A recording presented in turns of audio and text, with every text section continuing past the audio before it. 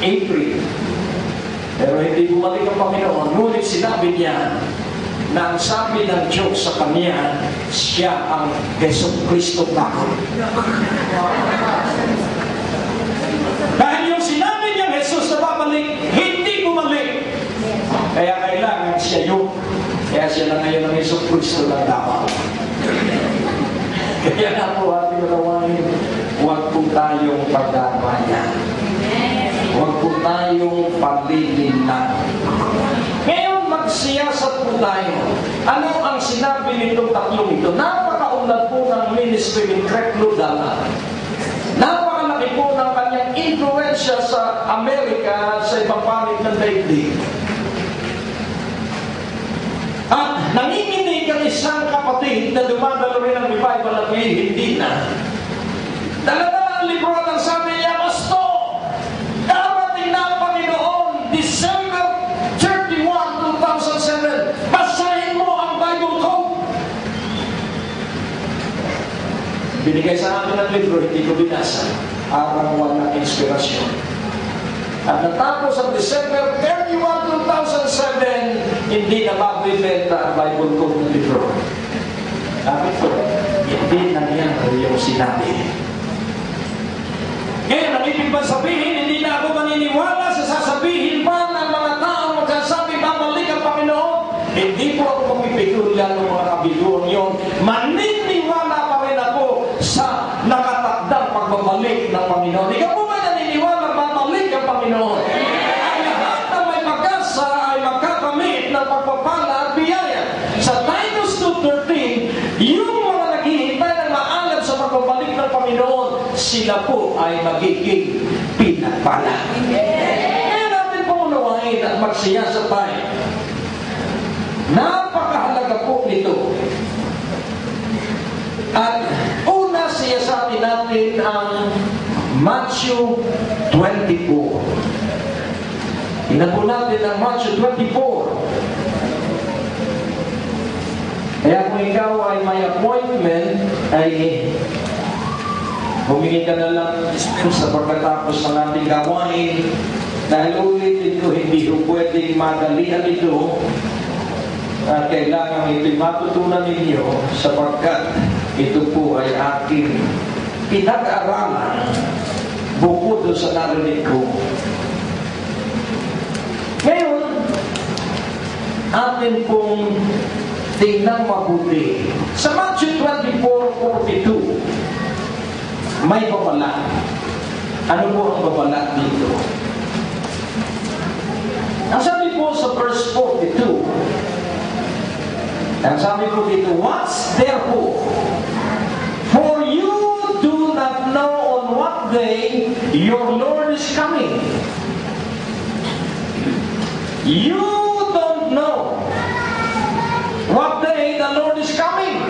Eh bakit may December 21, 2012? Hindi po yun pagbabalik ng Panginoon kundi Third World War. At yung kay Craig Ludala ay ang sabi lang niya 2012, at ang 2012 from January 1 to December 31. Tama po ba? Amen.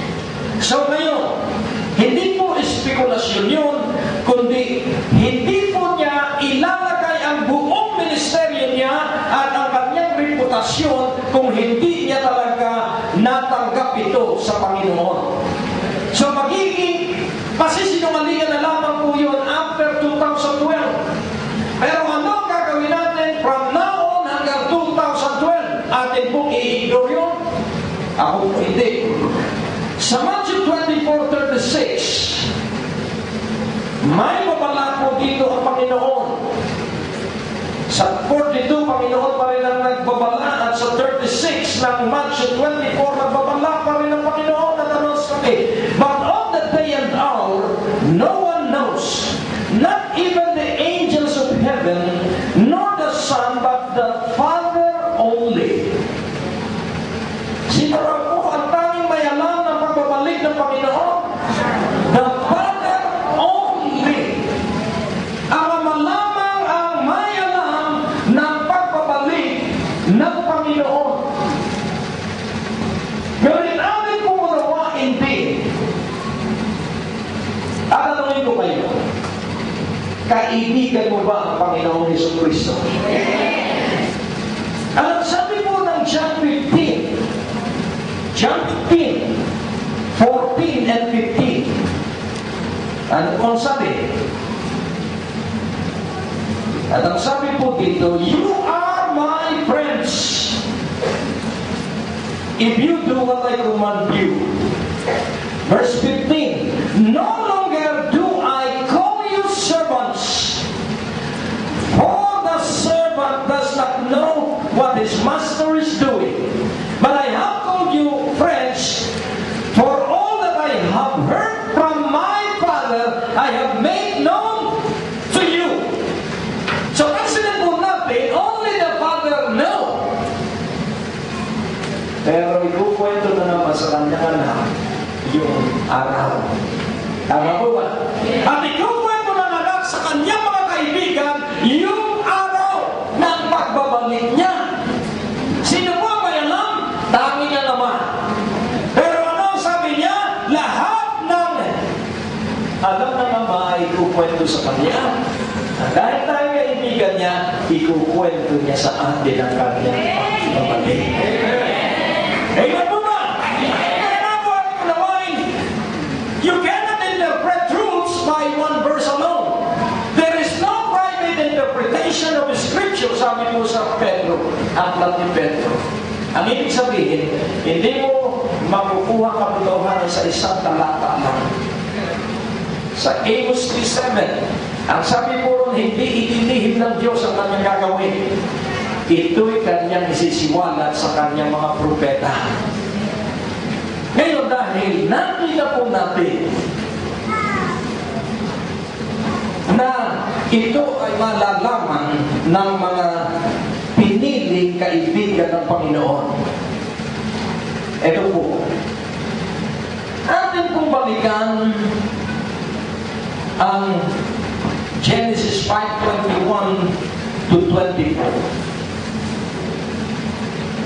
Kailangan may nakupo ka po at ilista mo dahil makikinabang ka at ang iyong pamilya nito. So sa Genesis chapter 5, 21 to 24.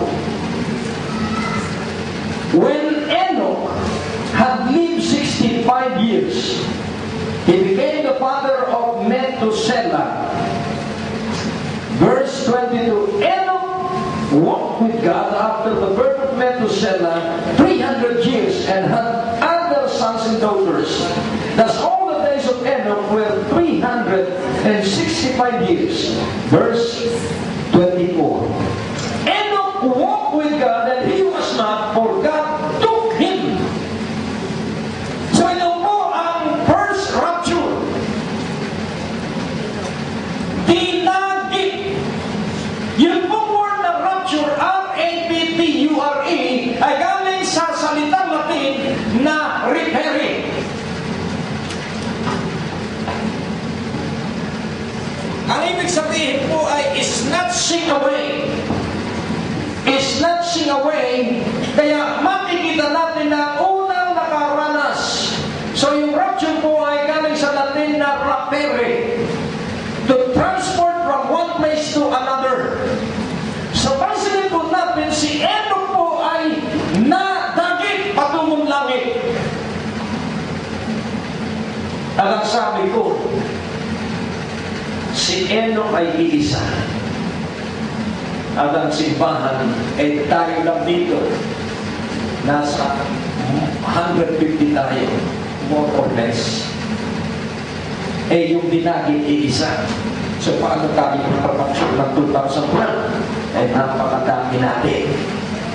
So, Pastor, mali si Kreblo, mali si Perry Stone, mali si Jeff Van Impe, dahil napakarami ng mananampalataya. At yun din po ang unang nasa isip ko, pero isiniwalat ng banal na Espiritu ang napakahalagang katotohanan. Sa 2 Kings chapter 2, ito po yung second rapture. Ito po yung pangalawang pagkain. Mas natanda, nagtagipin ka sa 2012 sa Billy J.